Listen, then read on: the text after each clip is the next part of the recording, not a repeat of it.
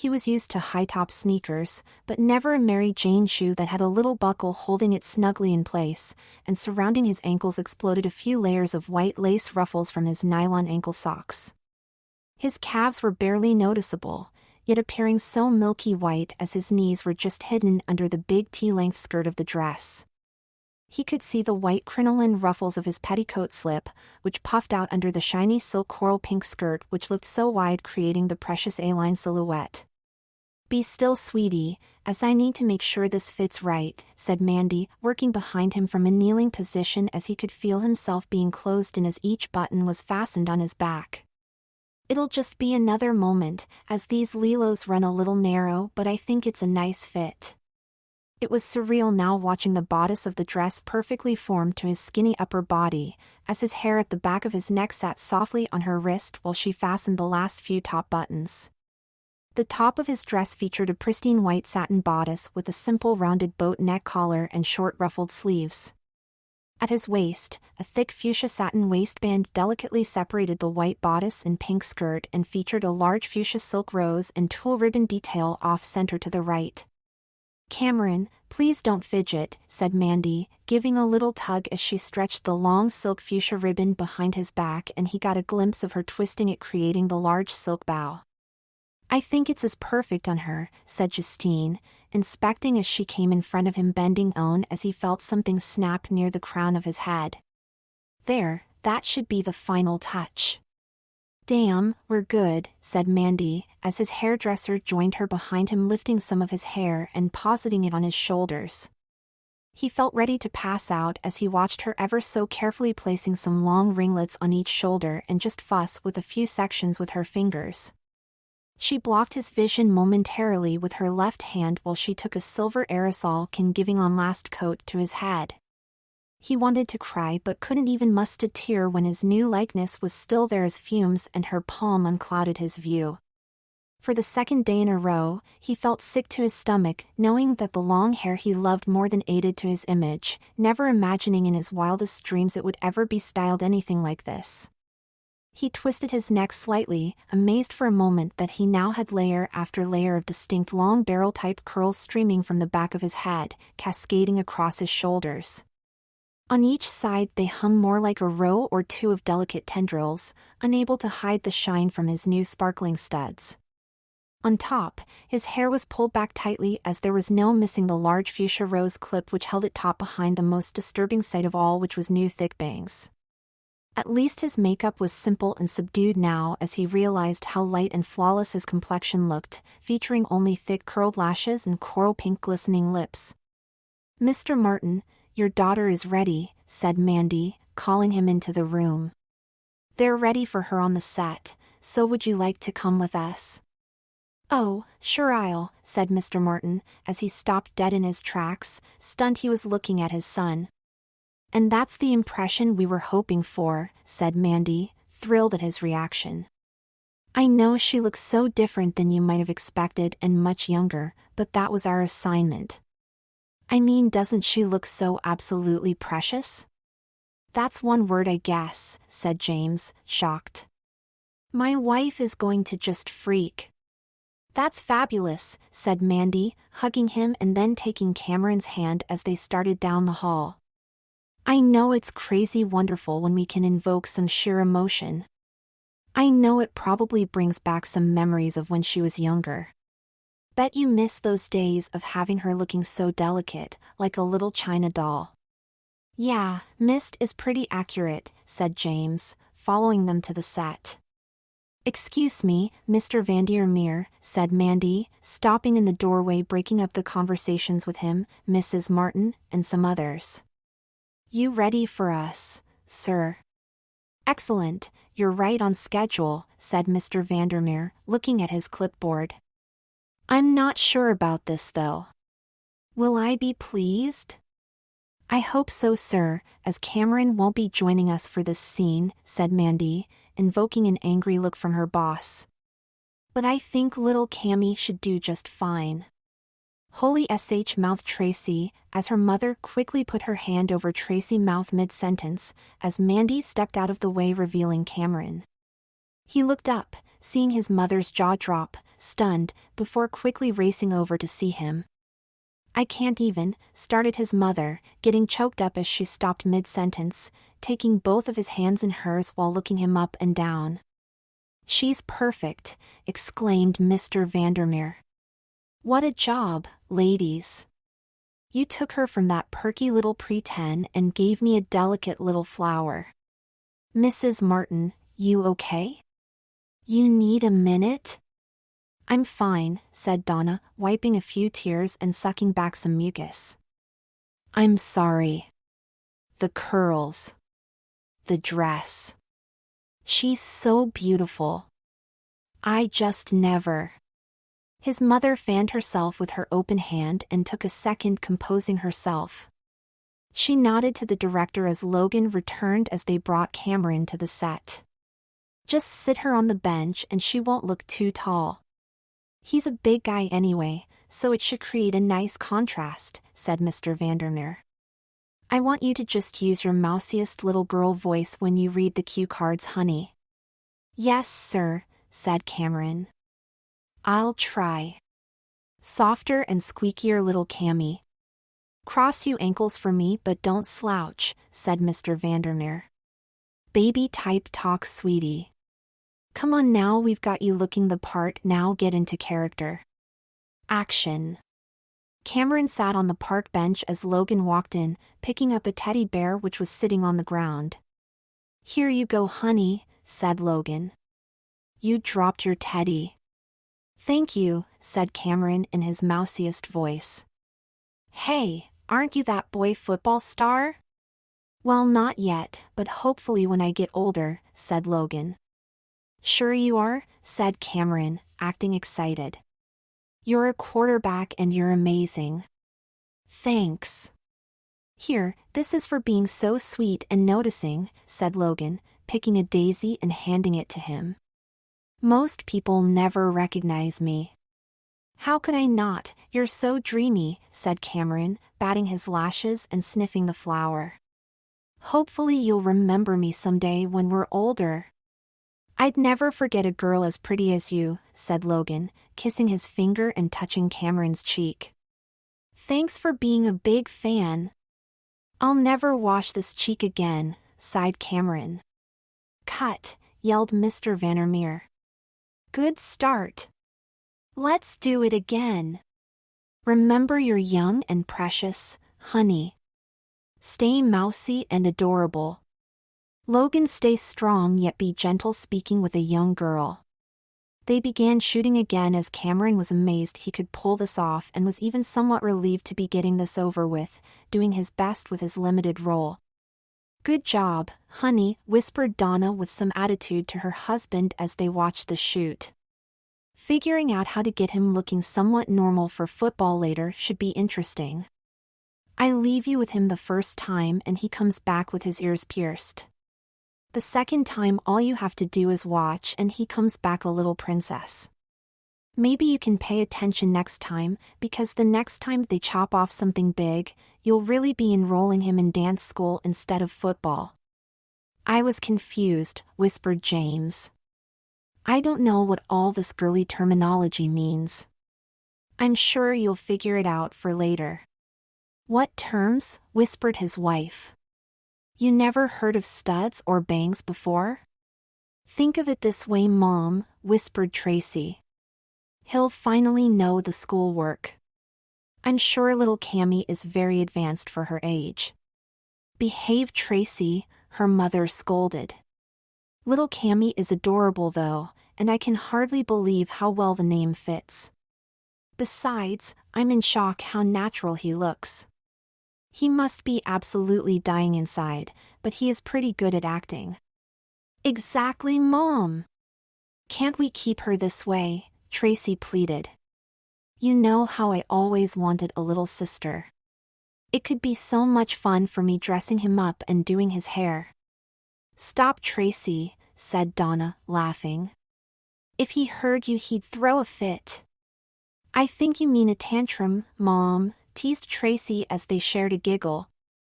"Cut," yelled Mr. Vandermeer as he came over handing 2 tickets to Mrs. Martin. Donna, I know we're on a tight schedule as Logan needs to be at the big game, but this last shot will be on location with him and here's tonight's tickets.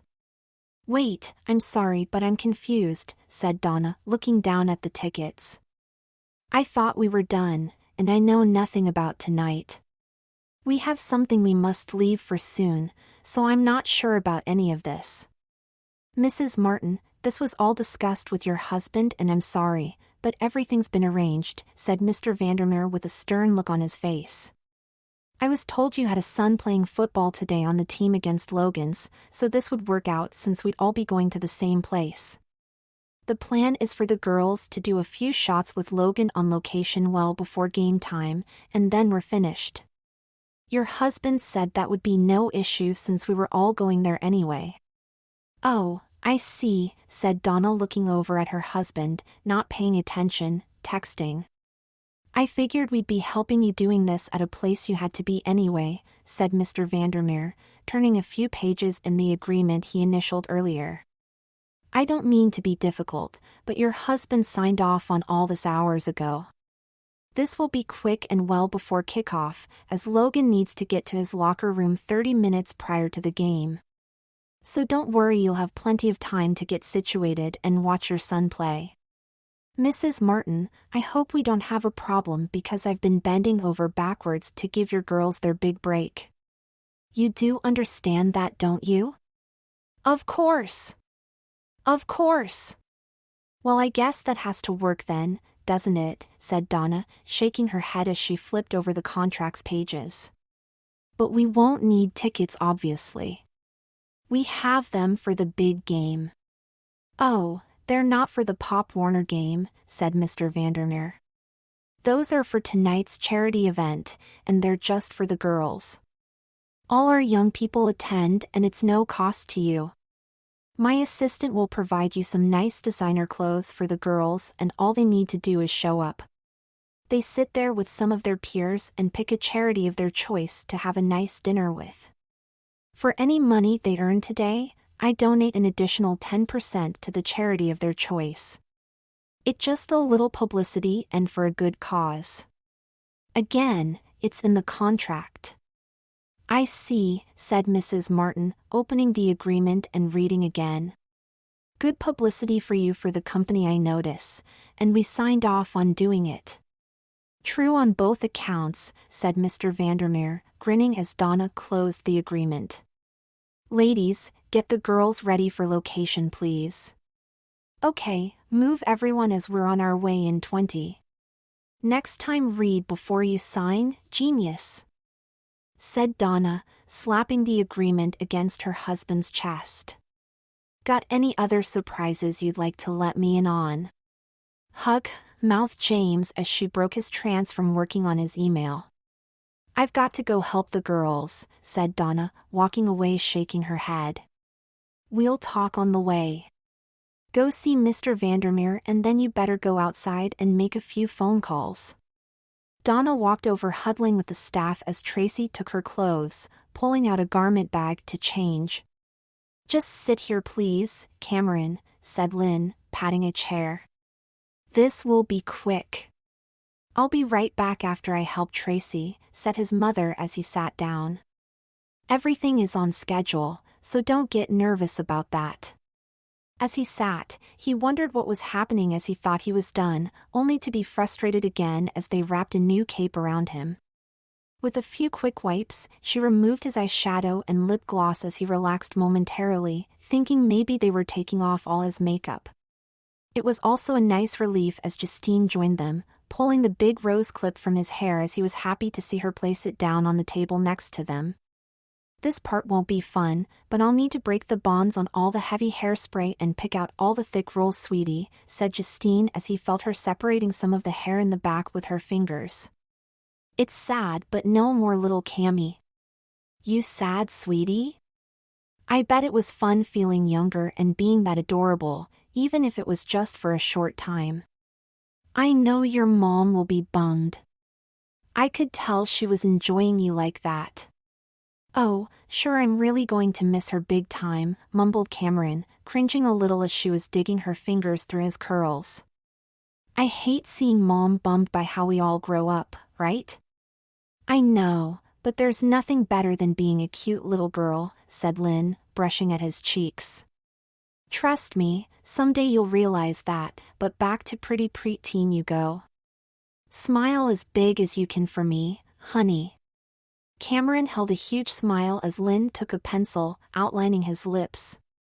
He glanced over while she filled them in with her brush, wondering what the hell was happening, looking for his mother as she was helping Tracy. She was dipping into her palette as he tried not cringe every moment, feeling pinch after pinch as Justine separated his curls from behind. Finally he felt relieved as she finished raking through the back of his head as she joined Lynn in front of him now. Say bye-bye bangs, at least for now Cameron, said Justine, gathering them in her hands as she held them straight up slicking them with gel. They were double-teaming him now, as he was completely confused watching Lynn hold out a false lash while she lined the edge with glue, while Justine held up the silver barrel of a thick 2-inch iron adjusting the temperature setting switch. He knew there wasn't much he could do as she inserted it, winding his bangs away from his face, followed by the first lash being pressed to his left lid. His short bangs didn't need to be set very long, as quickly it was odd as he watched her take beige pin after pin from between her teeth, feeling them slide in a crisscross fashion on top of his head. As the second lash was being held on his right eye, his hair at each temple was being pulled towards the top. Justine was behind him again now as she pulled it so tightly before he heard the snap as she secured his new style. While Lynn was brushing some powder across his face and adding a little more mascara before she finally seemed satisfied.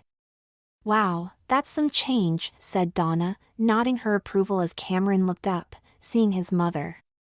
You girls really are amazing here. Thanks. One SCC and you can get out of this outfit, sweetie, said Justine, using her pick and fingers patting his hair. Just let me set it and you can switch with your sister. Cameron closed his eyes for a moment as he was being saturated in hairspray while she teased his hair a bit. She placed her dryer on low, patting ever so gentle at the front of his head before he looked up, seeing his sister immediately feeling his blood begin to boil as she pulled off his cape. Come on Cameron, said his mother, immediately realizing his anger. I'm sure you're dying to get out of this dress. Don't be mad, whispered Tracy as they passed each other on the way. I didn't pick this. Bull crap you traitor, whispered Cameron, as his mother jerked him past her. What the hell? It was like his neck was on a swivel as he looked back, watching her hop in the makeup chair as finally his mother dragged him to the dressing room. Mom, that's insane, screamed Cameron. It's bad enough we acted with the enemy, but now she's dressed like one of them. Calm down. He's not the enemy right now, sweetie, said Donna, carefully helping him out of his dress. Later he can be the enemy, but right now he's just a boy acting and so are you. Don't make this harder than it is. I'll remind you that you volunteered for all this to help Tracy. I know Mom and it's been a nightmare. Look at me. I didn't expect all this, cried Cameron as she sat him back, taking off his socks and shoes. Me either, honey, but we'll deal with that later and you can blame your father for some of it. But Mom, he's the opposition and now Tracy is dressed as a cheerleader for their school, cried Cameron as she now slipped a white cotton bra over his arms before reaching around and snapping it in the back. How much farther could any of this go? Not that much, my darling, said his mother, touching his face gently before unzipping his garment bag. Now just don't worry about that, do what they need you to do and just think of it as nothing more than acting. Mom, no! Screamed Cameron seeing his outfit. No way! Never! Oh, you'll shut up and do it, young lady, said his mother, grabbing his arm firmly and pushing some little inserts into the bra. Now step in and get dressed, or would you rather I put the pink dress back on you and drop little Cammy at the game? I'm not so sure your teammates would find her as cute as Logan did. But Mom, I can't, stuttered Cameron as she didn't take now for an answer, lifting his legs inside the outfit. I'm a player. He was almost shaking as she guided it up his body and slipped his arms through the sleeveless openings. She was ignoring his whining as she forcefully spun him quickly and lifted his hair, sliding up the zipper. "Sit, honey," said Donna, as he could hardly breathe as she slid on his socks and tied his sneakers before she stepped satisfied H was ready. "Okay, now suck it up like Clay Matthews does, and let's get this done. The longer you dilly-dally in here, the later you'll be for the game. I'll be outside checking on your sister." Cameron sat gathering himself for a moment as he lifted his legs, locking his knees as he looked down at his feet in brand new white sneakers and emerald green ruffled ankle socks. He closed his eyes for a moment, taking a deep breath, and then got up, swallowing hard as he stared down at himself within the emerald green cheer outfit. He could barely believe he was in his rival school's one-piece tiny cheer dress, which was a sparkly emerald green with white and yellow trim outlining the skirt, sleeves, and collar. If this wasn't bad enough, almost worse was seeing himself for the first time have two little but distinct mounds, giving his chest some unmistakable shape in the snugly fitted outfit, which puffed out the large white and yellow embroidered interlocking letters that now sat atop his perky little boobs. He took a few steps, cognizant of the little bounce as he moved, looking down and noticing no other bumps, especially in the short pleated skirt. As he exited the dressing room, he immediately noticed they were waiting for him as his sister ran over, grabbing him. "Hurry up or we'll destroy the entire schedule," said Tracy, pulling him towards a new set. "I know you don't want that." Mr. Vandermeer posed them back to back, looking towards the camera with some attitude and different facial expressions. He quickly then directed a few different shots of them in cheer positions holding green and yellow pom-poms before rapidly shooting a few close-ups. "Perfect, let's get moving to the location," said Mr. Vandermeer, clapping his hands together as everyone scurried. Cameron felt ready to pee his pants as they got into his parents' car, about to follow the director's van. As he sat down in the back next to his sister, he could really see how heavily made up she looked outside the studio as he snapped his head around, stretching his neck to see himself clearly in the rearview mirror, exasperated that he was as well. He opened his eyes as wide as he could, never seeing them look so big behind the large thick dark false lashes and the ultra-thin eyeliner which outlined his waterlines.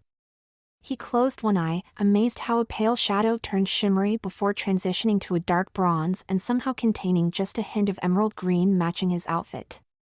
His lips also had never been this noticeably on display, he thought, as they dazzled in a glistening scarlet red gloss inside of an overlined mauve liner instead of looking natural like previously. As he twisted his neck, it was crazy to see how his thick banana tendrils had now exploded into a mass of spiral curls across his back and shoulders, but it at least seemed more age-appropriate, as he no longer featured dainty bangs. He could see now what all the pins and heavy hairspray were for, as his bangs were turned back and puffed up, creating a little teased mound which jetted up from his hairline, before bending back like a little hill as it ended at the crown area. When he really concentrated on it, he could see how it was being held with quite a few crisscrossed bobby pins which matched his hair color, hiding them a little before blending into the gigantic twisted green and yellow chair bow that separated the teased puff from the massive curls at the back of his head. "Relax, you look great, sis," teased Tracy. "I mean, I love the hair, but I like how they just differentiated us slightly." "That wasn't on purpose, Tracy, although I do kind of agree," said their mother from the front seat. "This was all last-minute stuff." "Oh, I thought they chose us," said Tracy, getting annoyed and folding her arms. "Tracy, stop being a diva. You'll need to get used to disappointment and rejection if you expect to continue in this business," lectured Donna. Mr. Vandermeer had this shot planned all along, but they never thought they could do so much with you two.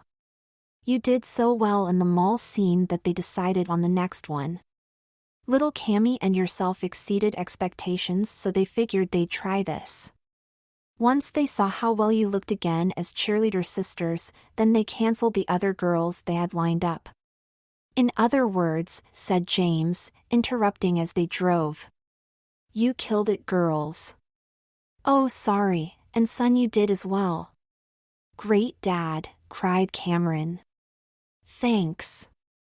Thanks a lot. Okay, listen up please, especially if you expect to play Cameron, said Donna. When we get there, the plan is you go inside and take some shots with Logan. Then when he's announced, you'll run out with him on each arm, wave you pom-poms when he stops and then just stand there while he gets his award.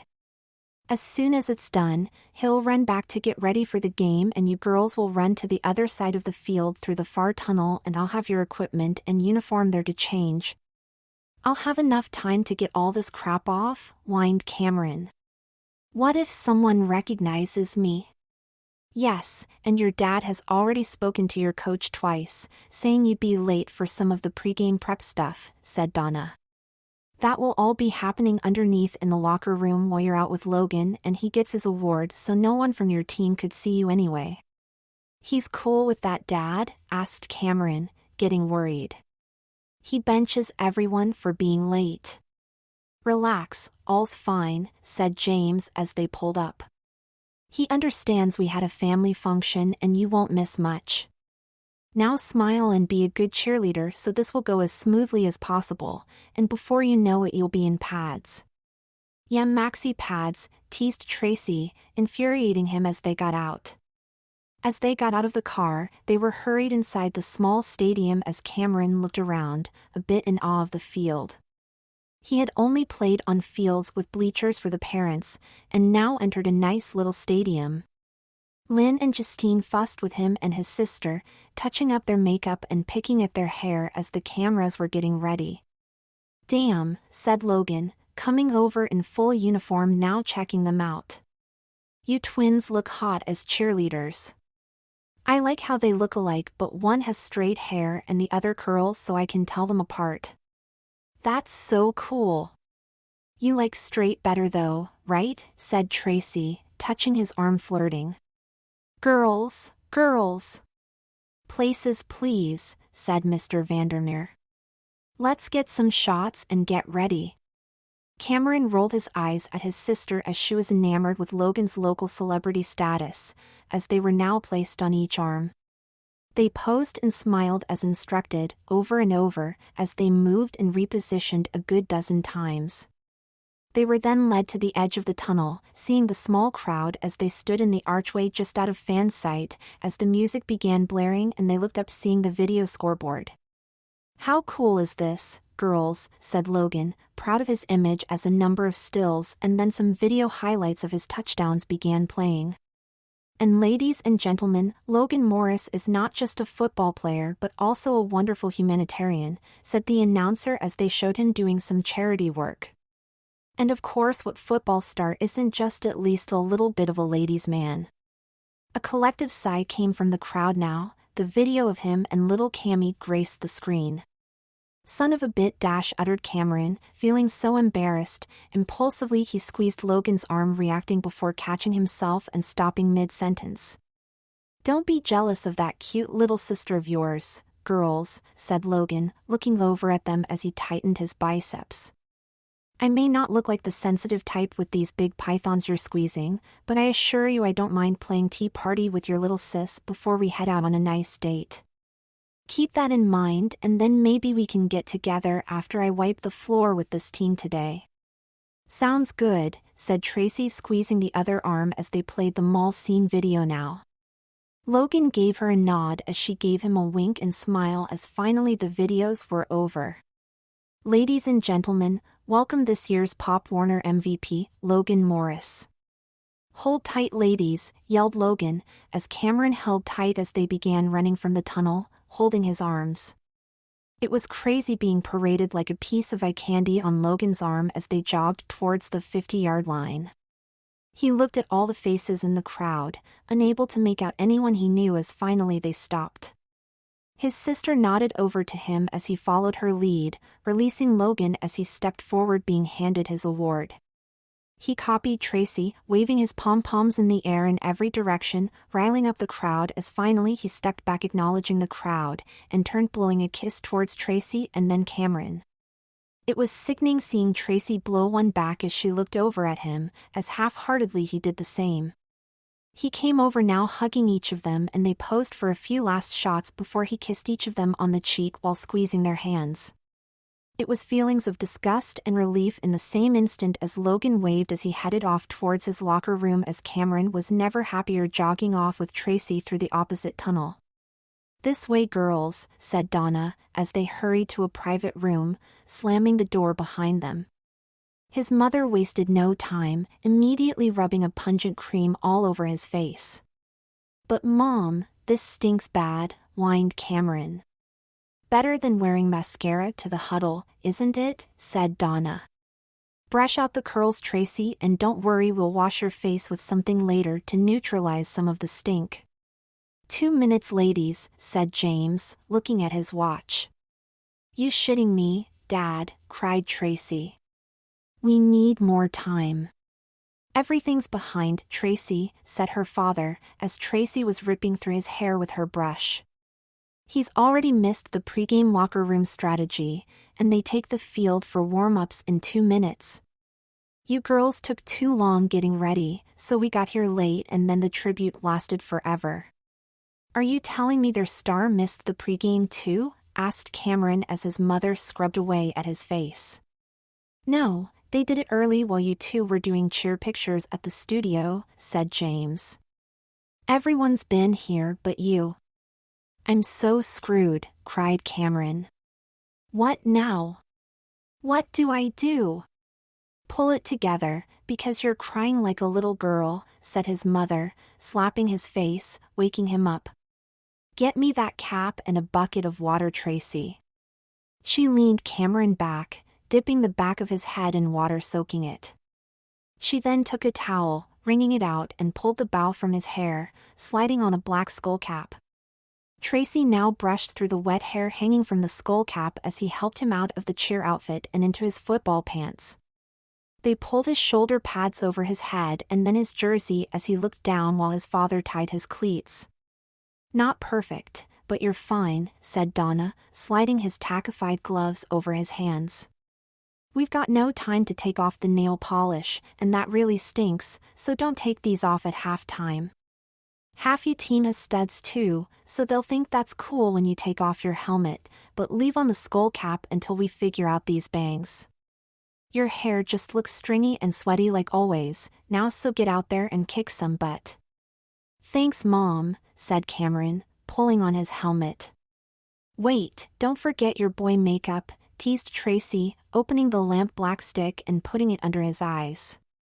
"For what it's worth, thanks, and you do make a great sister. Now go win this one and try not to chip a nail. Remember, I need my sister one more time later." "Thanks for reminding me," said Cameron, opening the door. "That should really help psych me up to kick ass."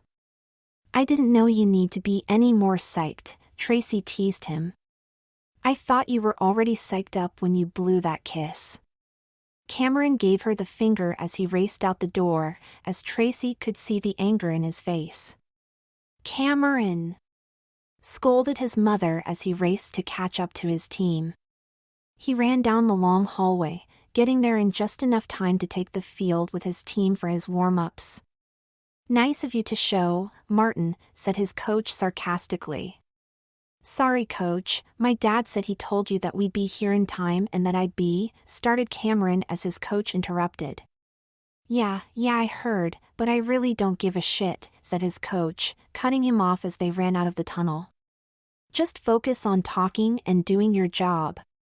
"You're looking mean, brother," yelled one of his teammates, shaking hands as they got to the sidelines. "The do-rag and the bling are awesome. Let's kick some ass now."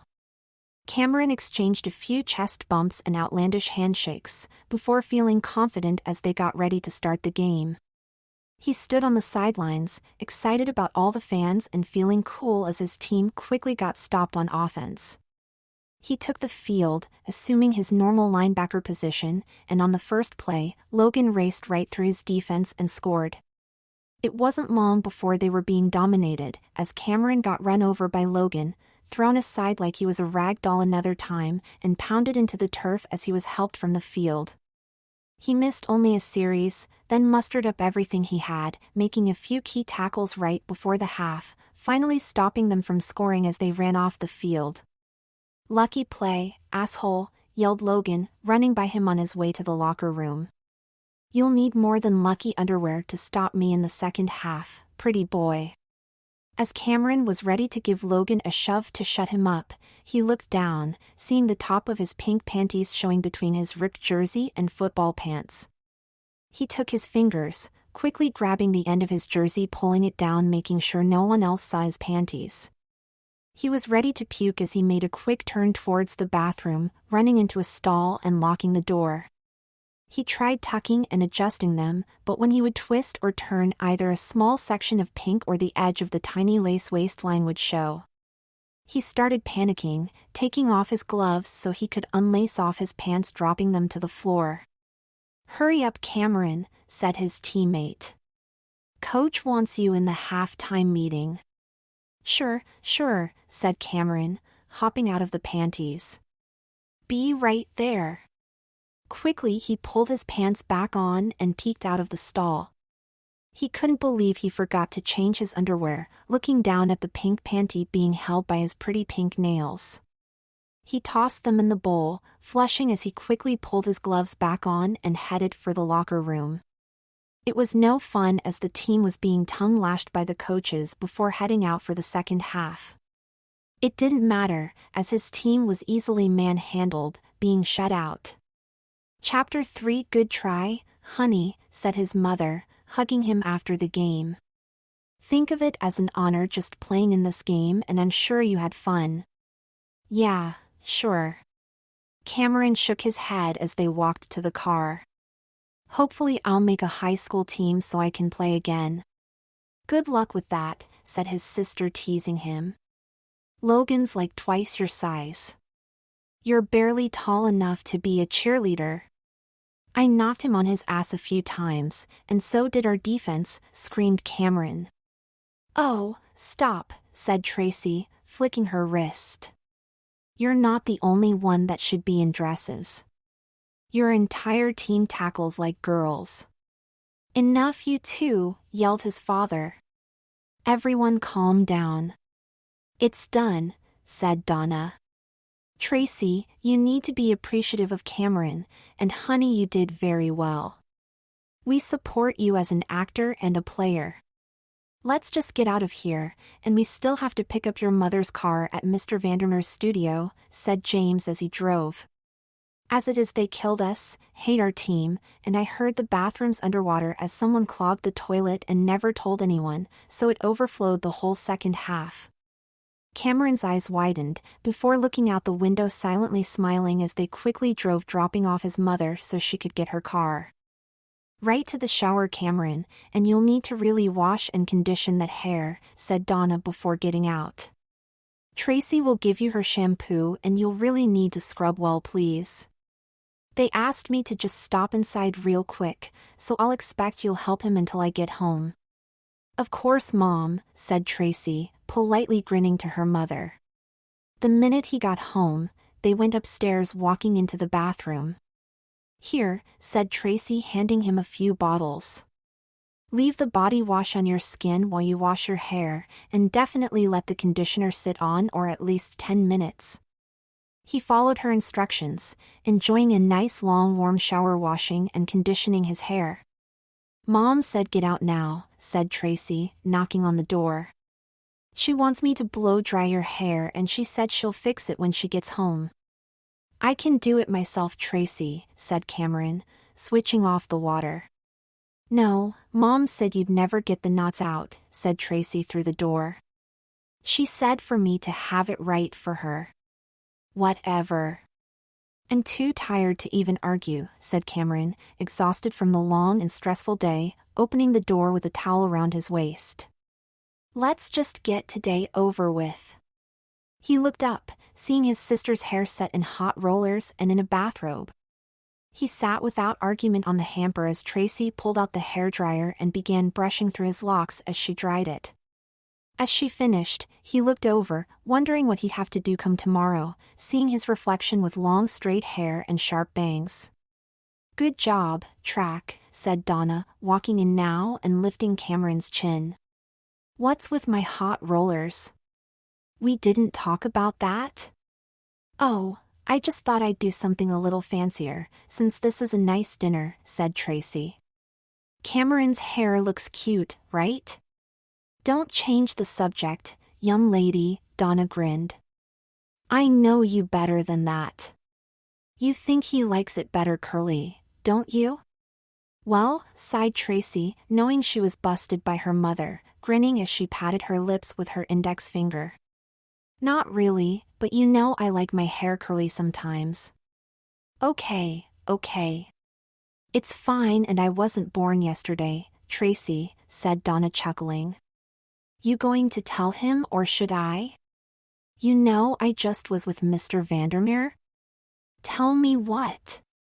All this girl stuff is so annoying, whined Cameron. Just dress me and let's get this over with, so I can go home and to bed.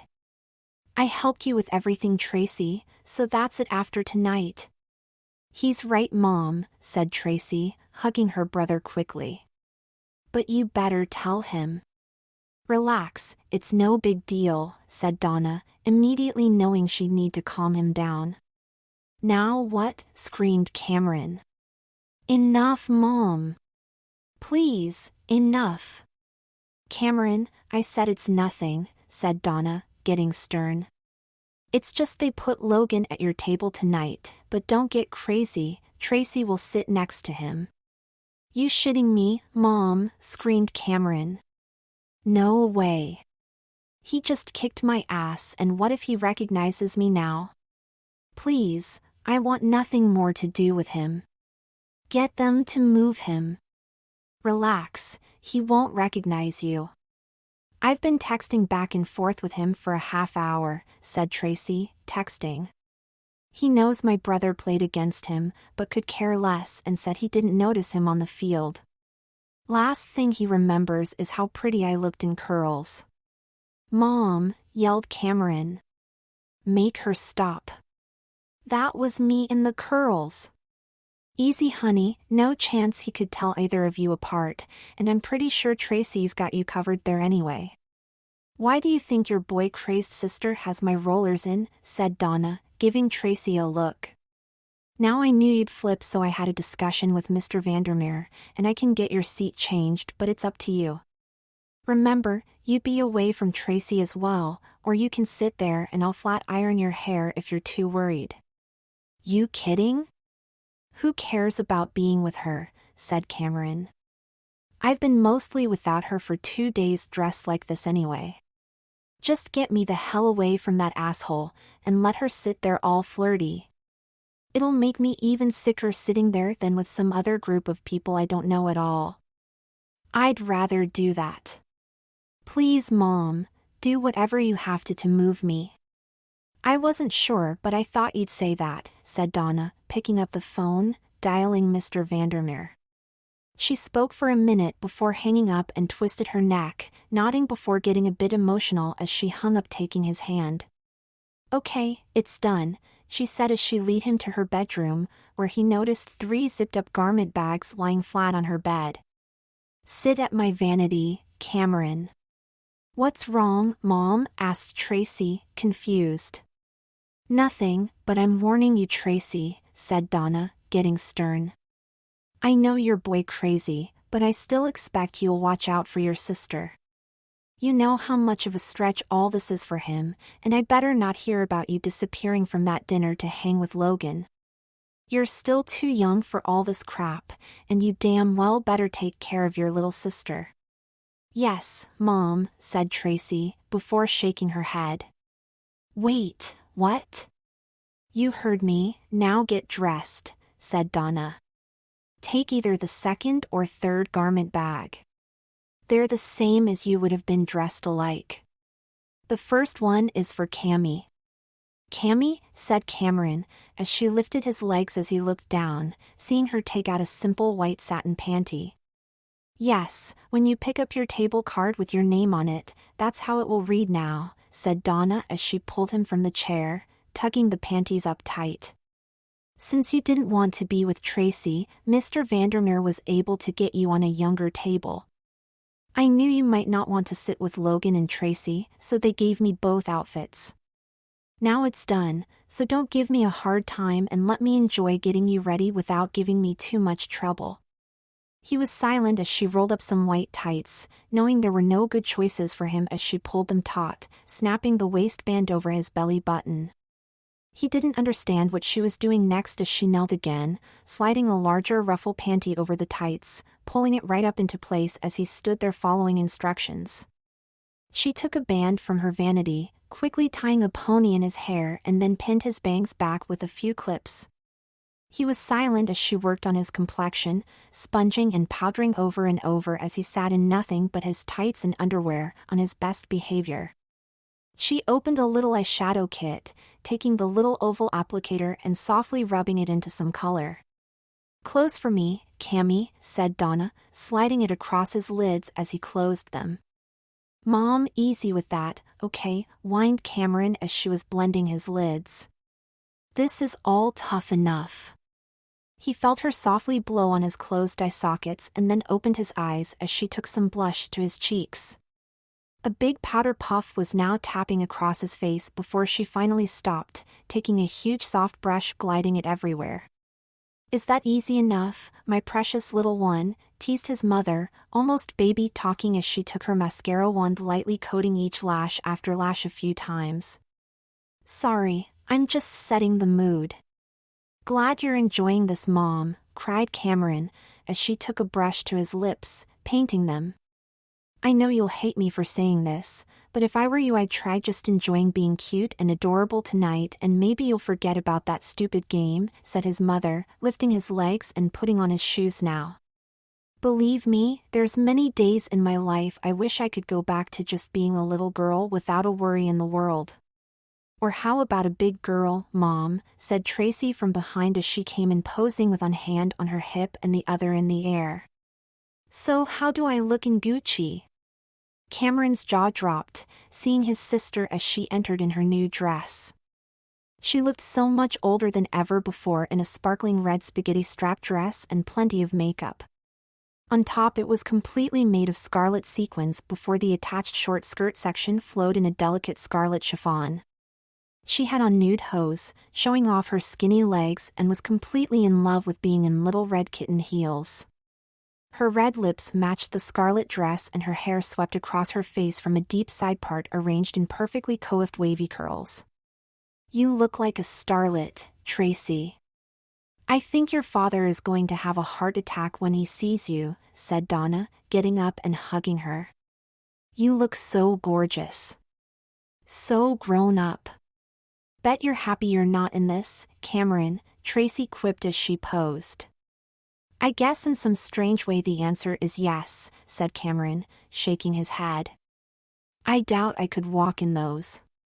"You'd be surprised." "It's her first time in heels like that," said Donna, looking at her daughter. "But I'm pretty sure she wouldn't be so bubbly if you were in the same dress." "Like I'm worried about her being bubbly," replied Cameron. "Bubbly or not, I'll make sure to look after you, little sis," teased Tracy. "Don't be jealous because maybe I'll let you borrow it when you're older." "Okay, enough you two. Help me finish dressing him, because we're running out of time," said Donna, rolling her eyes. "This is all for you, right?" "Sorry, you're right." "No problem, Mom, I just get carried away sometimes," said a happy Tracy, unzipping the garment bag and taking out the dress. "Wow, this is gorgeous, Mom." "It should be." "It's a Kate Mac biscotti."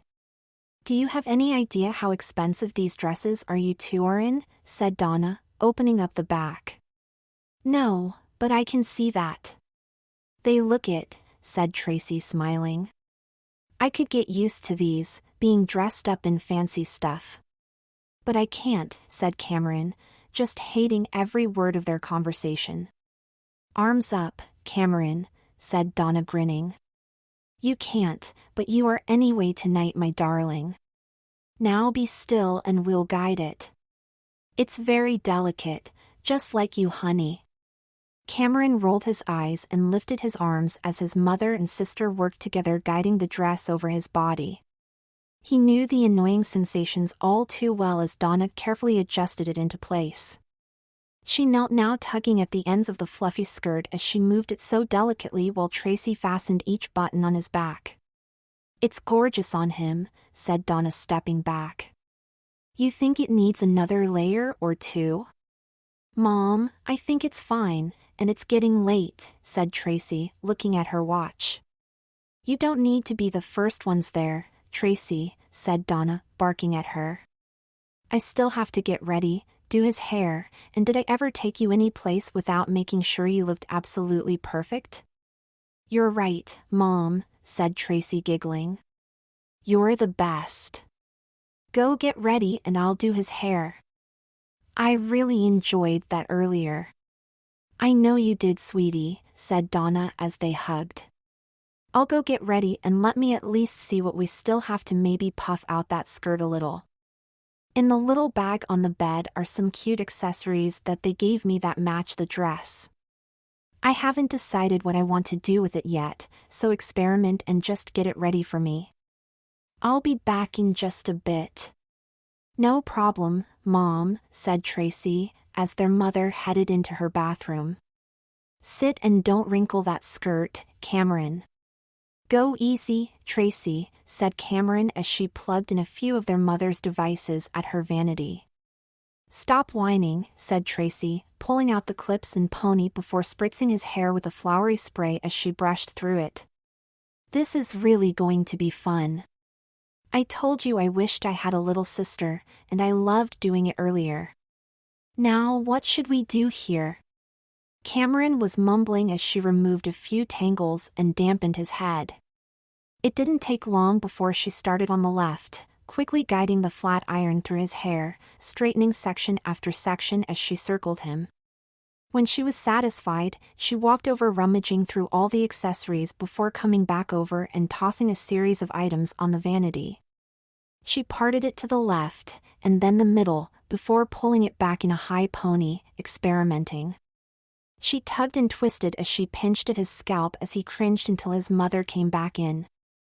"It's a fancy occasion and braids like that won't work with that dress, Tracy," said Donna, tossing a white ruffled item on the bed. "If I had time, he'd have a head full of big curls again. They'd look beautiful with that dress and I wouldn't make them look so sleek and precise like yours." "Yeah, and then we'll be late," whispered Tracy, undoing his braid as she brushed through his hair again, annoyed. "Waterfall braids are in, Mom." "Not with dresses like that, they're not. A thick French braid would be really pretty on him, but I think for a girl his age in that dress, I'd like his hair down. Maybe just wait for me and I'll do a little something cute after I go put on my makeup," said Donna, looking through all the accessories. "There's plenty of really adorable things here." "I got it, Mom," said Tracy, flat ironing again. "Ouch," cried Cameron as she brushed hard. "Maybe just let Mom do it. That freaking hurts." "Stop being such a baby, or I'll put you in pigtails," said Tracy, getting a brainstorm, turning around and grabbing something from the vanity. "You know what? Maybe I'm overthinking. Damn, that could be adorable." Tracy took a thick curling iron and twisting all the bangs under at once, giving them some nice body as she released them after 30 seconds. She took what looked like a blonde-colored plastic flex comb which had sharp-looking teeth and stretched it open in front of his face. It was like she was brushing his entire head in one stroke as she dug the harsh edges into his scalp from temple to temple as it made its way from his forehead to the crown. She took a few pins, securing it there before she leaned over, grabbing a headband and sliding it down before it rested behind his ears. "This is going to be adorable," said Tracy, taking the headband back off and tossing it on the vanity. "You just need a little teasing and primping and you'll be looking more the princess in no time, brother." "Tracy, come on," cried Cameron, trying to twist before she stopped him. "Cut the shit. You've teased me enough. Put the stupid headband away and let's leave." No chance, little prima donna, said Tracy, walking behind him and digging in a comb at the back of his head. Mom's going to like this. She liked your hair with some shape, and said you should be in curls. Sit still, you're about to get them. Cameron sat folding his arms like a little brat as Tracy could care less as he felt her lift and tuck his head as she teased it. He had no idea what to expect, hearing the fizzle of the hairspray followed by a bit more tugging. She came out in front of him now, pushing with her palm at the crown and spraying before watching her walk behind him with a thin flat iron in her hand. He could feel the extreme head near his neck as she twisted it in and out about every 30 seconds, until she stopped spraying like crazy this time. Mom's going to, said Tracy, until she got interrupted by Donna. Love it, squealed Donna, as she came in. Oh Tracy, he looks amazing. Turned out so pretty, right, said Tracy, sliding the headband back on. This headband is gorgeous too. Only thing better would be a tiara, joked Donna. Just not with this dress. Help me put the mini petticoat on him and we're out of here. Stand up, Cameron. Donna took the petticoat from the bed while Tracy lifted his skirt and they guided it under his dress as he stepped into it. It wasn't visible, but he could instantly notice how it really poofed out his dress. Donna took her finger now, rubbing it into a little canister and then sliding it across his lips. He could instantly taste the sticky watermelon flavor as she wiped her finger with a tissue before dropping a few items in a little red purse, handing it to him. Not like that, little sis. Come here, teased Tracy, dragging him towards their mom's full-length mirror and correcting him as she took it from his grip before sliding the two short straps over his forearm. When you're walking, you'll keep that elbow folded. How the hell would I know that? Cried Cameron. And easy with the little sis stuff. We both know that's crap, so save it. You got a point there, but hey, get a look at us together, said Tracy, putting her arm over his shoulder and tossing her hair like a diva. Right now, is there a doubt who's the big sister? Cameron looked ready to explode, staring at their side-by-side reflections in the full-length mirror together. He knew she was right by the way they were dressed and made up, as their year-and-a-half age disparity had seemingly been reversed and widened by even a larger margin than he could have thought possible. She was certainly taller than him now, having a few inches added by her pumps and at least another by her hair. She had never looked so grown up before, with distinct evening makeup, even though she might have had on less than she had on before at the earlier shoots. It certainly was quite a contrast from his face, which looked so porcelain white with just a hint of pink cheeks and shadows behind curly precious lashes and coral pink lips, with just a hint of shine. Her hair was flipped all to one side and sat in a series of precision waves like an actress on a red carpet, while his was undoubtedly resembled something closer to a flower girl. His bangs sat slightly rolled under, just covering his brows, and behind them, distinct cone lines were set from temple to temple before they disappeared underneath the striking thin red headband. It was unmistakably highlighting his hair as it was randomly littered in tiny rhinestones before exploding on the left side with an oversized ornate matching silk red rose, which was framed by layers of thin red tulle mesh and some matching satin ribbon. Behind the headband, his hair was teased a bit, giving it just a hint of a poofy crown before streaming down in a simple straight style that ended in some loose dainty curls at the very bottom. Their biggest difference, of course, was in their red dresses, as Tracy's tiny dress clung tightly, accentuating the few curves she had at her age, giving her a much older, more sexy appearance, while Cameron's did the exact opposite, giving him that wonderful little wallflower flair. He lifted the frilly ends of the elaborate Kate Mac biscotti red glitter netting dress, amazed at how many soft layers it seemed to have. He was unable to see the thick ruffled petticoat that was hidden beneath it flaring out his skirt, but it was crazy to imagine how big and poofy it looked. The ruby red hue was almost blinding in the reflection as the embellished and bedazzled dress shone from all the glitz and detail. It featured a glossy satin fabrication with mesh overlay and diamante petal detailing across the entire bodice. After digging through the layers, he was finally able to lift enough sections, getting to the frill underskirt, and then finally seeing the shorter petticoat as he lifted it, seeing his white ruffled panties. It was nauseating as he dropped it all back down, seeing it engulf his knees as he stared at what was left of his legs in white tights and glass-like ruby-red Mary Jane shoes. "Cheese, girls," said their father, as he startled them and they turned around while he snapped a few pictures. Their mother joined them, happily getting in the middle as James turned back around rubbing his forehead when he finished snapping some shots, allowing her a moment. "Oh, relax, James. I know she looks all grown up, but she's getting older," said Donna, patting him and then spinning Cameron back around, adjusting the back of his dress. "Just relax as your girls look gorgeous." "Don't they? Would be nice if you told them?" "You look beautiful, girls," said James, looking flushed before whispering to his wife. "Yeah, who knew my boy would make a better princess than he does a linebacker? Whoever made that dress knew. It's like it was made for him," whispered Donna to James before kissing him and looking at her watch. "Time to go, ladies. We should just make it to arrive fashionably late." They followed their mother out to the car and Donna lectured them all the way to the event.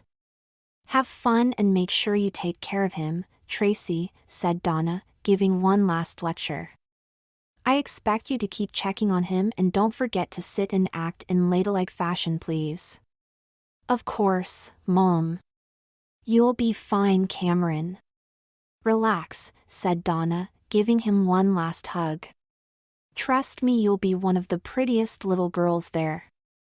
"Mom," sighed Cameron. "That's not helping." "Let's go, little sis," Tracy called back. "We've got to get little Cammy checked in." As they got there, Cameron followed Tracy inside and waited in line for their table cards. "Hi, I'm Tracy Martin, and this is Cammy," said Tracy. "Wonderful, I have your badge here, Miss Cam. And don't you look just beautiful tonight," said the woman, pinning a name tag carefully on his dress. "Thank you," uttered Cameron, softly feeling the little prod from Tracy. "You'll need to check in at the middle school registration across the hall, Tracy, and I see Cammy hasn't declared her charities yet, so we'll need to do that now," said the woman. "Did you know which one you were pledging to?" "Oh, I didn't either," said Tracy. "But we can just do that now, right?" "Yes, you can do that now, dear, but you'll do that when you get your name tag and Cammy will do it here," said the woman, handing Cameron a clipboard. "Would you like me to help your sister fill this out while you register and do yours, since it's already late?" "Oh, that would be wonderful," said Tracy, quickly racing off. "I'll check on you in a few, sis." The woman took the clipboard back from Cameron and began asking questions. She handed it back to him as he read through the names and checking off boxes. "I think that's a wonderful charity for a girl your age, dear," said the woman, taking his wrist and placing a peach paper bracelet over it. "Remember you're at table 10, and have fun tonight, dear." He looked down at the annoying bracelet he was more used to getting when being measured for a ride at an amusement park as he walked into the formal dinner. He walked inside, shaking his head as he saw the section of tables with kids 3 and 4 years younger than him he was heading towards. He found his table, quietly sitting down by himself as other kids were filtering in. Many knew each other as they chatted as he sat there trying to avoid the conversations and eye contact, until he felt 2 hands on his shoulders, looking up seeing it was Tracy. "Hey guys. This is my cool little sis, Cammy, everyone," said Tracy, all bubbly. "Try to make her feel relaxed. She's painfully shy." "Hi Tracy," said a young boy, with a nasally voice, checking her out as he smiled, revealing his wide braces. "Remember me from summer camp? We had so much fun together." "I'm Timothy. You look so different. So grown up." Tracy stared at him for a moment and then realized he was a young nerdy boy that never left her alone. What trigged her memory were his huge silver braces and thick black glasses, as she remembered him being a year or two younger than her. He had on a crooked black tie with a red shirt and a black suit. "Oh, hey Timothy. Good to see ya again," said Tracy, dying to leave as he reached out his hand. "Thanks," said Timothy, shaking but not letting go as he started at Cameron now. "I didn't know you had a little sister and can't believe how lucky it is I get to sit next to her." "Is she anything like you?" "Oh, she's much cooler than me, and much more fun." "That's so perfect, so you'll watch her for me then, Timothy, and you two can hang together," said Tracy, pushing his hand off her and towards Cameron's. "Sorry, but I'll need that hand back, Timothy, okay?" "Sure," said Timothy, turning towards Cameron. Cameron's head looked ready to pop off as he found himself shaking hands with the nerdy boy. "See you in a bit then, sis," said Tracy as Logan came over to get her. "I'd say you're in good hands now." He had no idea how to react or converse, as quickly Timothy began besieging him with questions. "You've got pretty nails," said Timothy, as Cameron looked down, pulling his hand away, ending the shake. "Thanks, but my mom would be mad if I chip one," said Cameron, grossed out.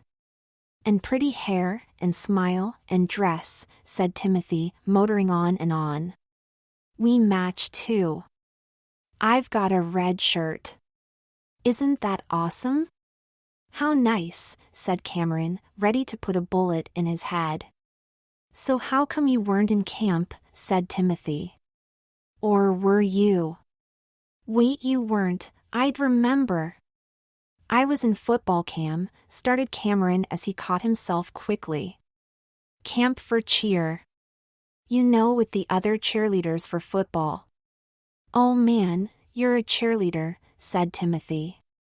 "I'm so lucky to be sitting with you. Those girls usually ignore me. This should be a fun night." "Really?" said Cameron sarcastically, looking to the sky. "That's so hard to believe." "I know, but they're not always as nice as you and your sister," said Timothy. "Now how about?" Timothy motored on, talking non-stop, asking question after question as Cameron nodded and did his best, tuning him out or giving short answers. "Okay, guys," said a woman coming over. "Stand up and let me take some pictures. You two look adorable together. Put your arm around her, Timothy." Cameron had had enough of posing today, as Timothy loved every minute of it. They took a few shots before he jumped in Cameron's chair before he sat and laughed as a few got snapped of him sitting on Timothy's lap. "Easy you two," said the woman chuckling as Cameron jumped up. "You do make a cute couple, but there's plenty of time for that when you're older and I've still got to take the rest of shots of the table." He was happy to jump up and away from Timothy as he looked around at the other young kids, just biding his time until hopefully this event would be over. He sat back down as they watched as each group was honored on stage with their charity, looking at his sister as she stood there with a glimmer in her eye next to Logan as they had little ribbons pinned on their shirts. Finally, after what seemed like another hour, he was called up to the stage with a half-dozen other girls as they were seated in individual chairs facing the audience. "I'm so surprised to see you picked this charity, Cammy, but you made a great selection," said a woman over his shoulder. "It's a wonderful cause. You should be very proud." "Oh, hi, thanks Justine," said Cameron, looking over his shoulder as she placed her hands on his shoulders. "I'm sure it's an important cause." "It's amazing, honey, and as a professional, I've been lucky to be involved with it for a long time," said Justine, lifting the back of his hair and gently touching it. "Don't worry, I'll make sure everything turns out perfect for you."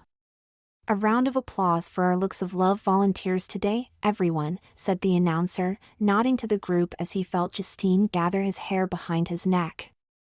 "Ladies, please commence with the proceedings as we like to do this quickly, so no one gets cold feet." Cameron had no idea what they meant as he glanced over, seeing the other girls having their hair pulled back as well before hearing the little snap of a band near the top of his vertebrae. He only got a momentary glance as Justine took both palms to each side of his face, straightened his head to face directly forward as he couldn't understand why it seemed like they were all facing the crowd to be put in ponies. Before he could even blink, he heard distinct shirring sounds from behind his head and in unison across the room stage, thinking no way could that be what it sounded like. Instinctively, he twisted his face, seeing the girl next to him's pony now sliced off as he was stunned, seeing a thick clump of blonde hair being held over his right shoulder entering his line of sight as the audience erupted in applause. "Hold it up, sweetie," whispered Justine in his ear.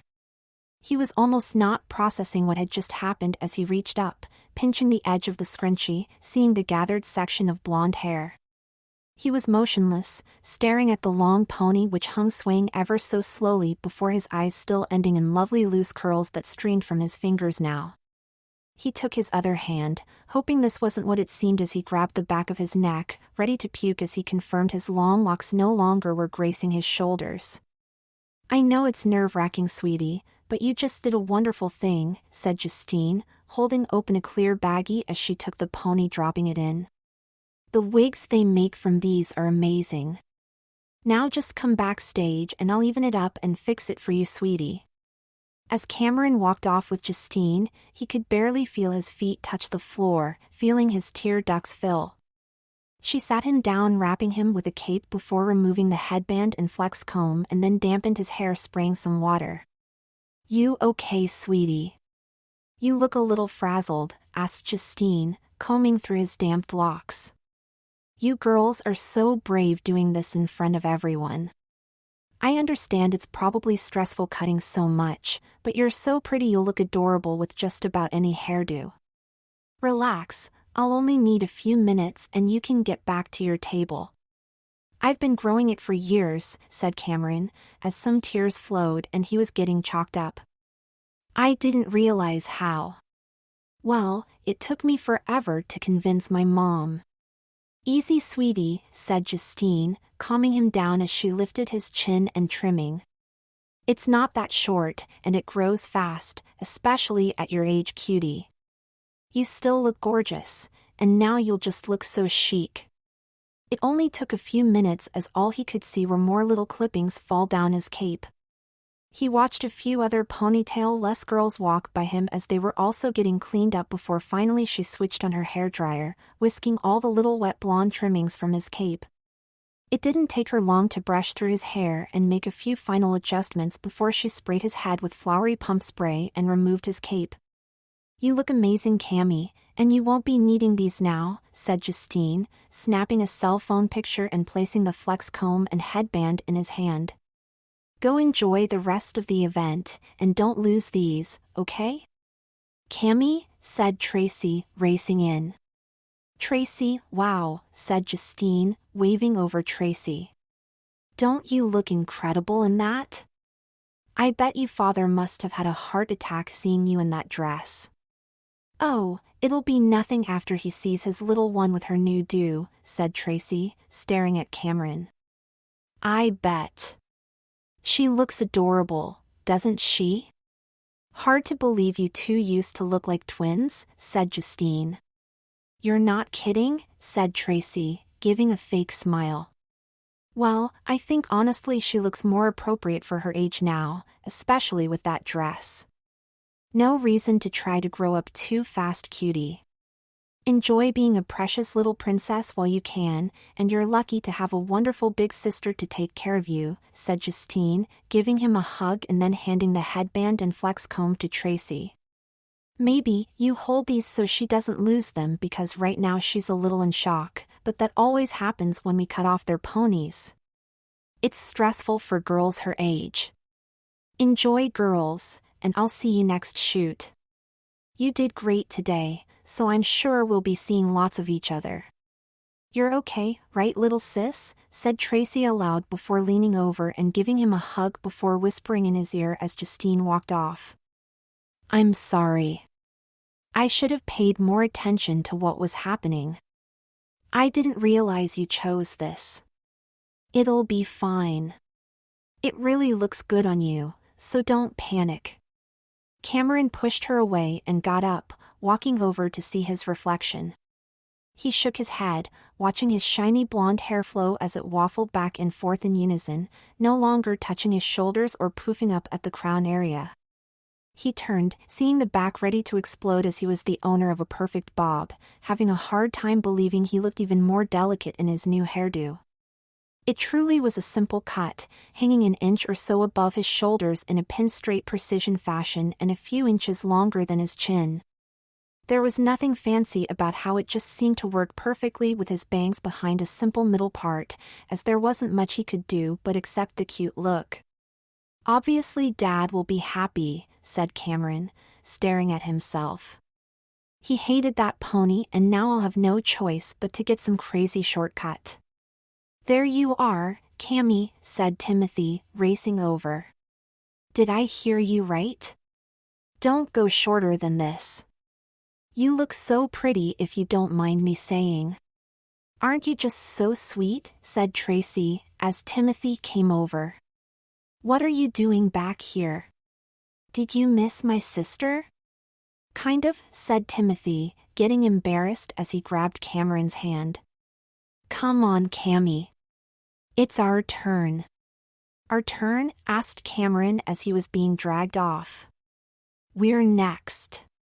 Remember, I asked you if you want us to enter the dance contest and you said yes, said Timothy. Did she? Said Tracy. She's full of surprises, my little sister. I did, screamed Cameron, pulling away. I couldn't have. I. Don't be nervous, Cammy, said Timothy. I'll try not to embarrass you. I picked a slow song, as no way am I a good dancer like you cheerleaders are. So she told you she's a cheerleader and a good dancer as well, said Tracy, probing Timothy. Yeah, she's amazing, said Timothy, looking all starry-eyed. Yeah, she is. Have fun, but go easy on him, sis, said Tracy, dying inside. I'm finding all this just so fascinating that you two are hitting it off so well. Cameron's face was redder than his dress now as he was dragged onto the dance floor by Timothy. No way could he look him in the eye, but it was almost worse seeing everyone watching them slow dance. Every once in a while they made eye contact as he quickly looked away, as it was bad enough being held and danced with. Mercifully it was over and they sat down as Timothy was disappointed as they didn't win. I can't believe we didn't win. You're the best dancer here, and definitely the prettiest girl, said Timothy, reaching over and touching his hand. Yeah, tough one, said Cameron, pulling his hand away. Hey, what the? Cammy, you ready or you two need a minute? Said Tracy, interrupting. Mom's outside. No, definitely not. I'm wiped, said Cameron, jumping up. Yeah, me too. Well, it was great spending time together, Cammy, said Timothy, standing up and giving him a hug. Sorry if I made you too nervous holding hands, as I guess we'll just count this as our first date, that way next time it'll be much easier. Are you? Started Cameron, as quickly Tracy covered his mouth. We gotta go, Timothy, said Tracy, ready to burst out as she quickly yanked him away as she removed her hand over Cameron's mouth to prevent him from swearing. Okay, bye girls, said Timothy, waving.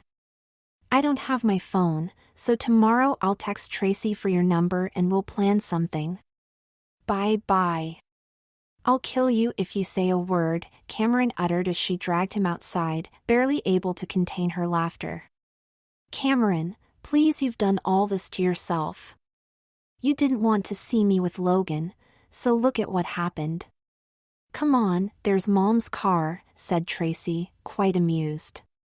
Holy shit, their mother swore as she covered her mouth, seeing Cameron get in. Your hair. Aren't you just full of surprises, Cameron? Or should I really just say little Cammy? Mom, I can explain, said Tracy, calming down her mother.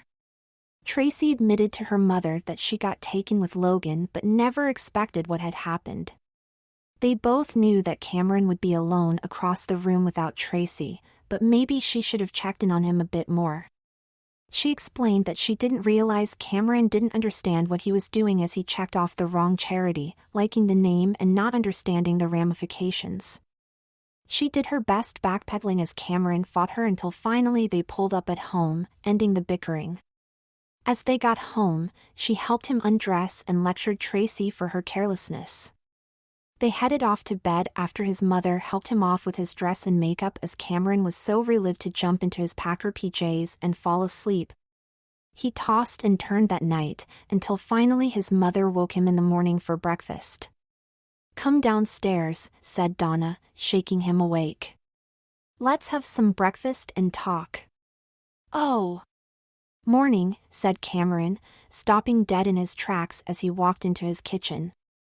"Told ya," said Justine, sitting at the kitchen table sipping coffee with Donna. "I thought you were kidding me, Donna, and you really did some job on her, Justine," said Mr. Vandermeer. "It's cute on her, right?" said Justine, getting up and hugging Cameron. "Good morning, sunshine."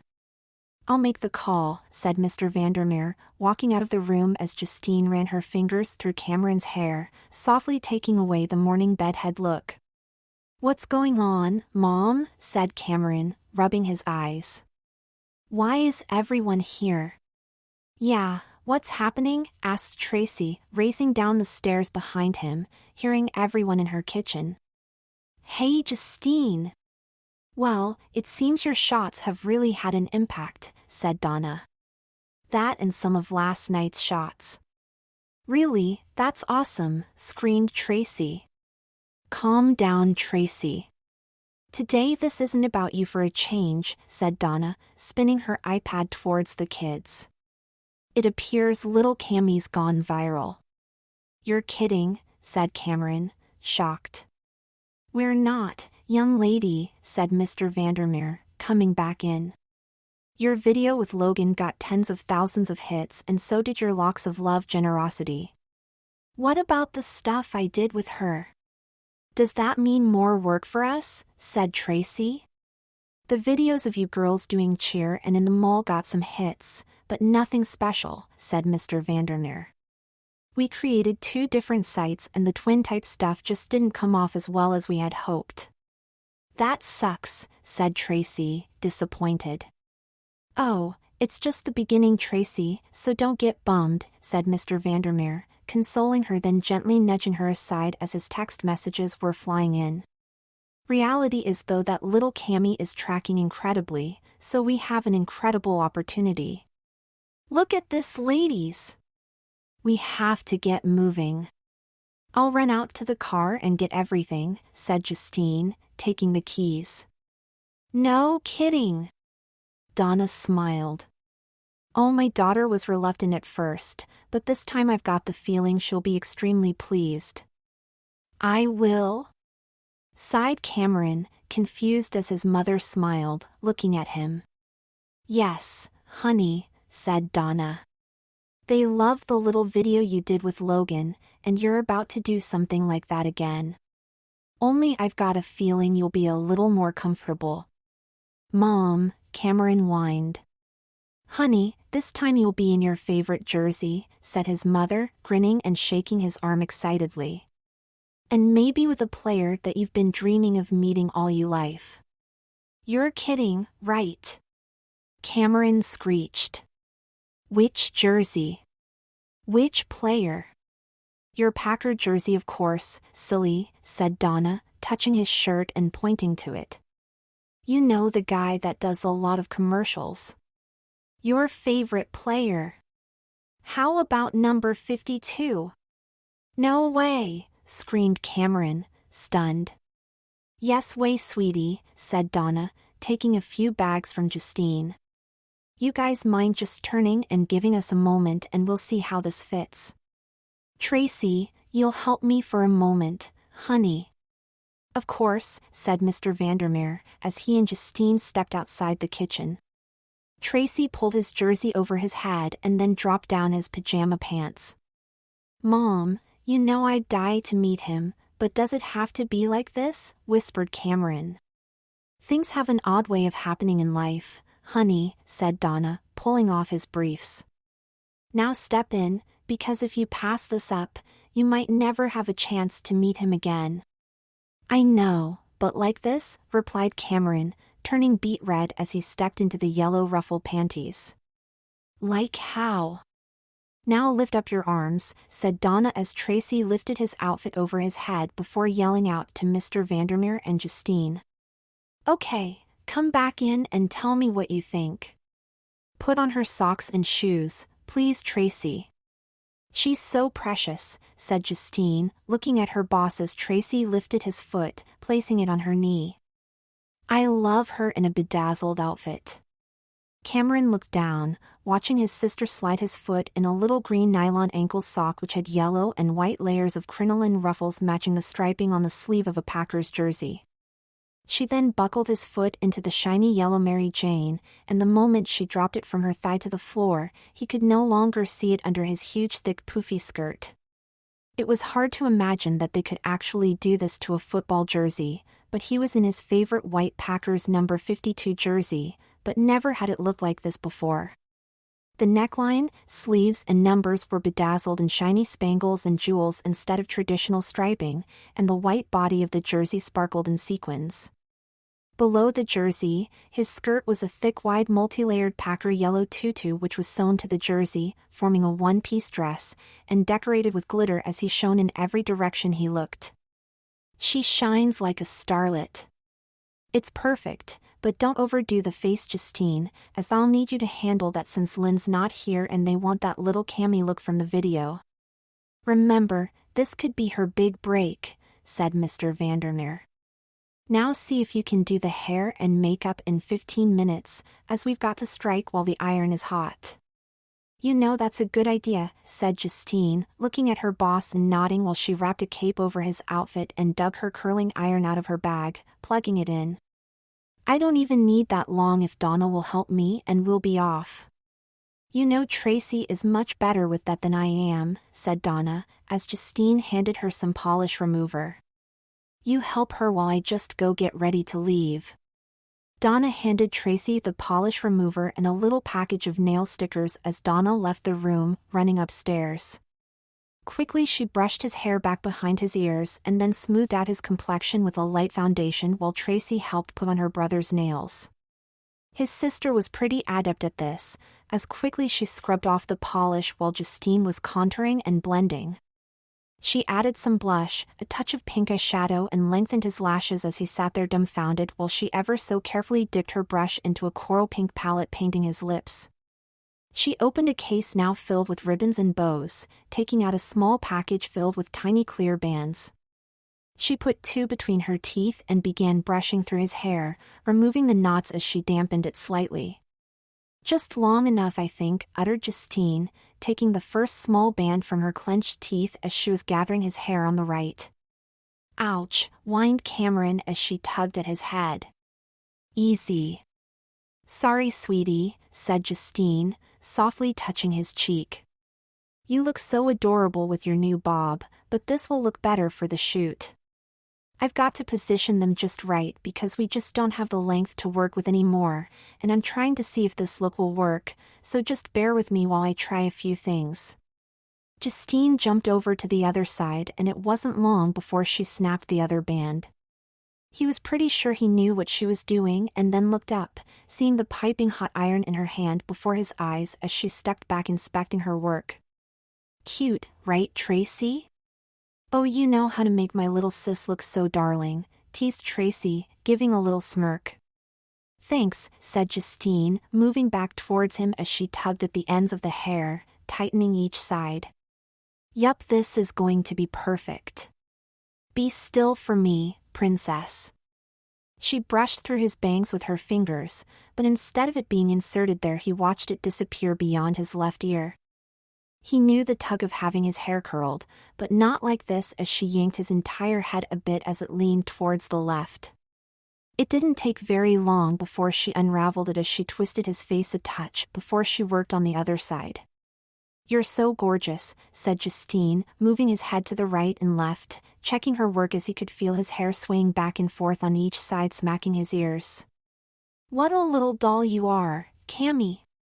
"Oh crap," sighed Cameron to himself as he looked down now, seeing his left hand, seeing his sister giggle as she was enjoying his angst.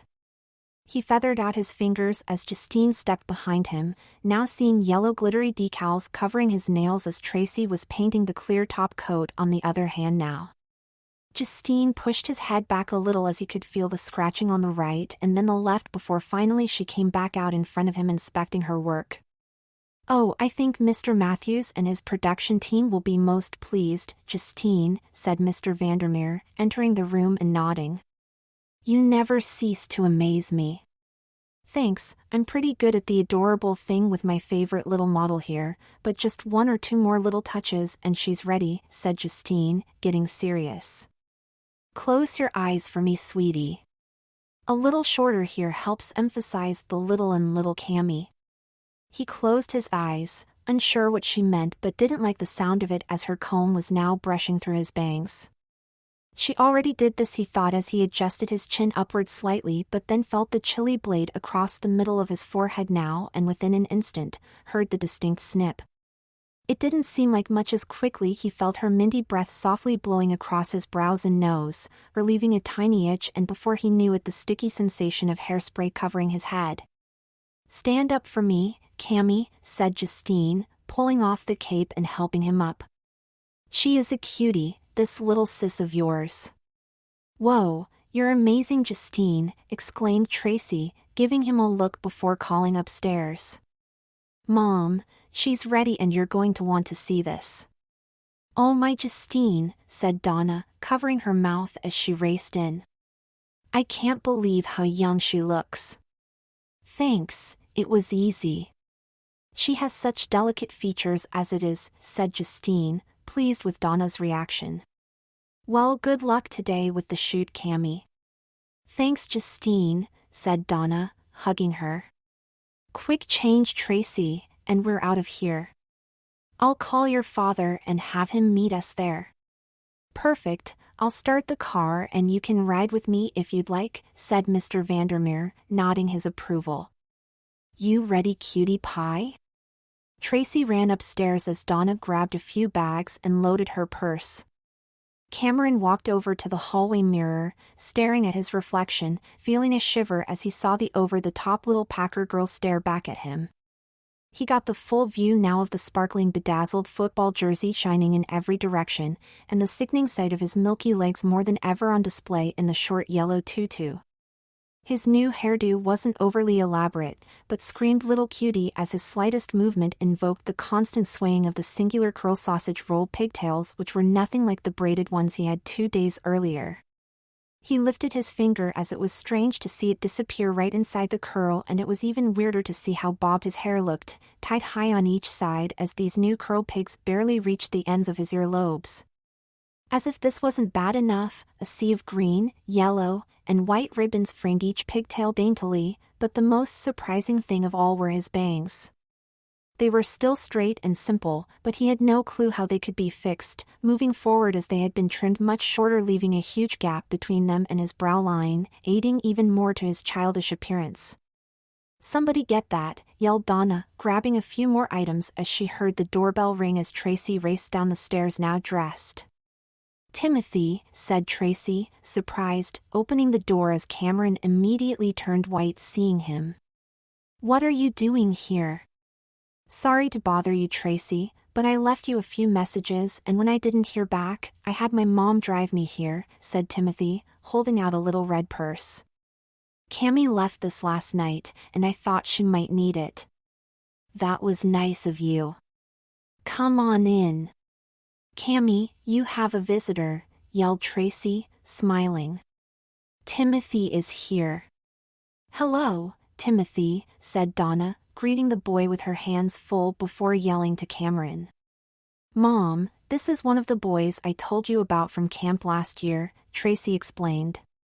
"He was at the dinner last night too."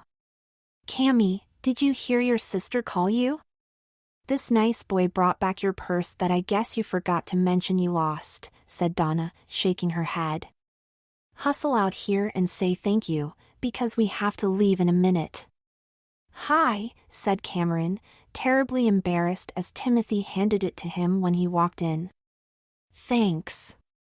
Wow, you look really pretty, Cammy, said Timothy, babbling.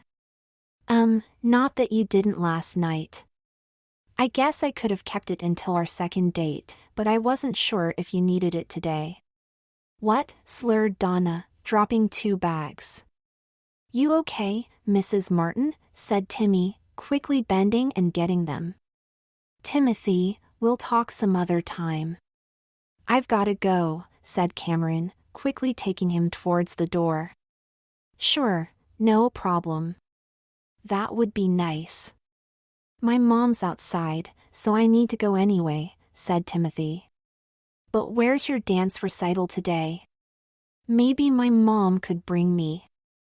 I'd love to see it. You're an amazing dancer. You've seen her dance? Asked Donna, surprised. Oh, yes, Mrs. Martin.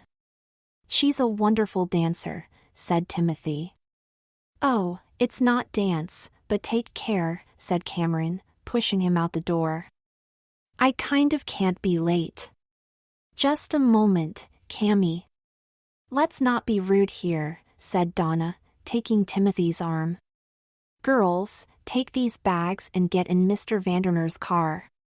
I'll be right there after I go and introduce myself to Timmy's mother. Donna walked Timothy to his mother's car. She leaned in, talking for a few minutes before finally hurrying back and jumping in with Mr. Vandermeer, Tracy, and Cameron. She looked over her shoulder, giving Cameron a wicked look, smirking as he sat silently next to his sister. It was a quiet ride as she texted constantly, talking only with Mr. Vandermeer until finally they got to the shoot. Cameron quickly forgot about the incident the moment he saw his football idol when they walked through the door. He felt like a little pea next to the huge muscle-bound star, barely able to utter a sound as he gazed at him, starstruck. His part was tiny, lasting only seconds as he played the dainty little girl who picked up a stray football, while handing it to the star in exchange for a single flower. Don't be nervous, little princess, said Clay, as Cameron flubbed his only line. I don't bite. Okay, said Cameron, in his softest voice as Clay kissed him on the forehead, giving a little hug. That a girl, said Clay, tickling under his chin. Now let's do it again, sweetie. They did the shoot a good 24 times before finally the director yelled cut. He was still in awe of Clay as he was given an autographed picture and another hug. He stood with his mother, waiting as Mr. Vandermeer was in deep discussions before finally emerging. James, yelled his mother, motioning towards a darkened booth as his father came out. I didn't even know he was here, said Cameron. He wouldn't miss your acting, honey. We all watched everything from that room, said Donna. You did great, sweetie. Thanks, said Cameron. Okay, Daddy and I will be right back, said Donna. Stay with Tracy while we do a few things with Mr. Vandermeer. Cameron's eyes bugged as he saw Tracy coming his way with Timothy and his mother. You did wonderful, dear, said Timothy's mother. You're quite the little actress. I'm very impressed and your parents are delightful. Thanks, said Cameron, giving Tracy a look. I didn't know you were even here. Yes, your mom invited us, said Timothy happily. I told her how much I wanted to come to support you, and she said it would be okay. I must say you look so darling in pigtails, and this tutu dear, said Timothy's mother, squeezing his cheeks.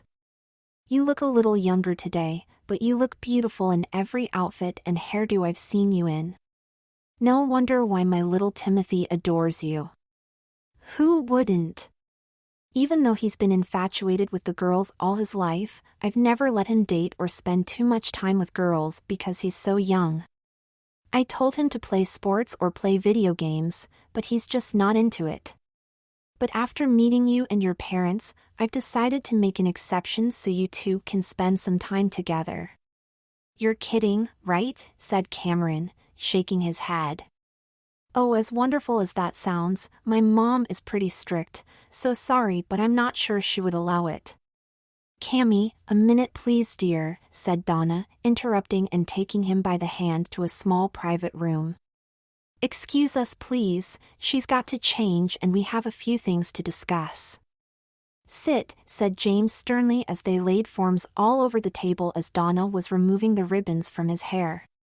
While you were bobbing your hair and flirting with some little boy, look what I've been dealing with.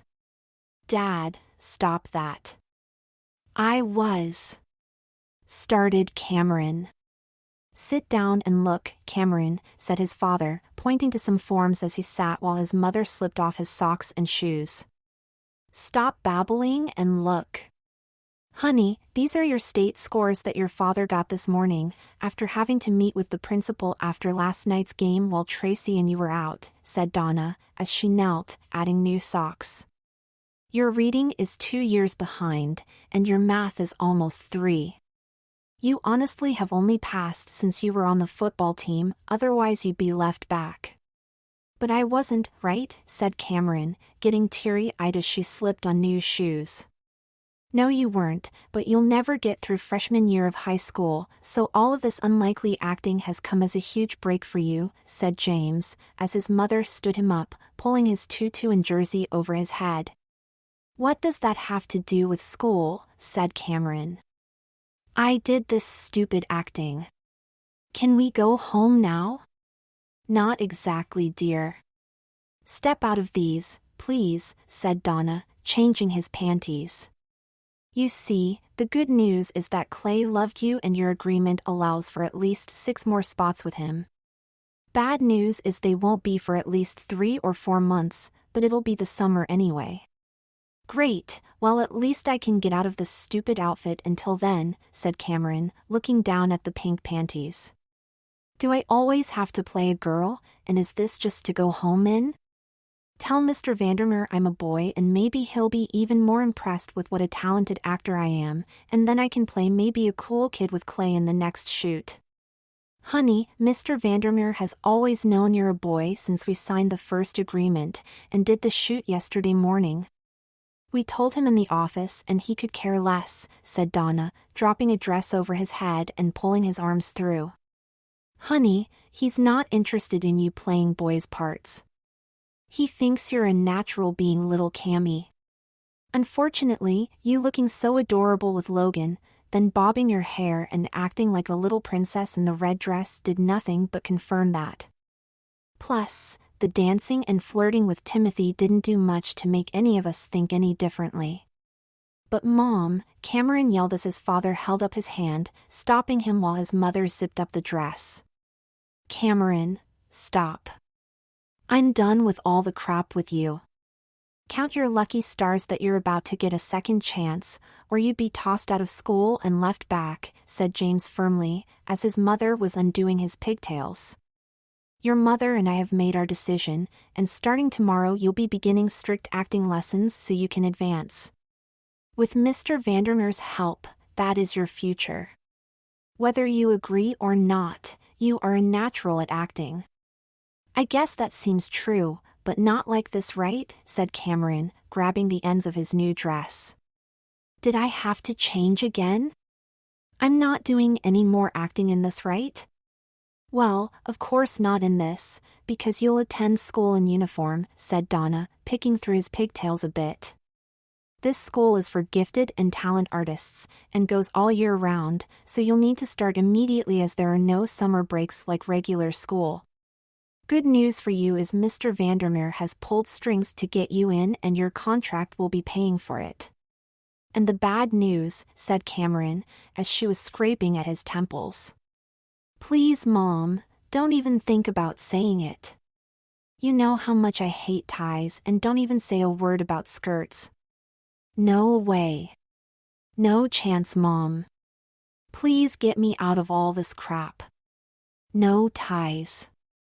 No skirts, and personally I don't see any bad news, except time, Cameron, said James, as Donna stepped back looking at him. Yeah, well, just like you're acting, we're in no rush for you to grow up, honey, said Donna, hugging him and placing a sweater over his shoulders. You'll have to catch up on your reading and math, but losing a few school years at your age is meaningless. I'm sure you didn't know it, but your father was left back once. Are you saying I'm left back? Screamed Cameron, stomping his feet. I thought you said I wasn't. No, little Cammy, what your mother is saying is that you'll be starting at a grade appropriate for your knowledge and scores, said Mr. Vandermeer, coming in and handing him a stamped enrollment form. You'll be starting where you belong academically, at the beginning of middle school. Mom, no, that's way back, and even behind my sister, screamed Cameron, throwing up his hands and spinning around, catching a glimpse of himself in the glass. What the hell is this? It even says Cammy on it. You promised no skirts. Why am I dressed again if we're done? Cameron was beet red with anger, seeing his reflection in the glass window. It was the type of look he knew too well, this time in a one-piece flaring pink polka-dot short-sleeve pleated dress. On his feet were white ankle socks and black patent Mary Janes, and across his waist was a thin black patent belt. His hair had been released from his pigtails, and each tight roll had been separated as it sat daintily above his shoulders in pretty loose curls, with a small pink polka-dot bow clip holding it back a little at each temple. I know, honey, and they're not called skirts in a school like this. They're called jumpers, and trust me, they're quite comfortable. Don't you remember when you had on Tracy's dress on Friday and you looked so adora? Explained Donna. We all think this is what's best for you, honey, including your sister.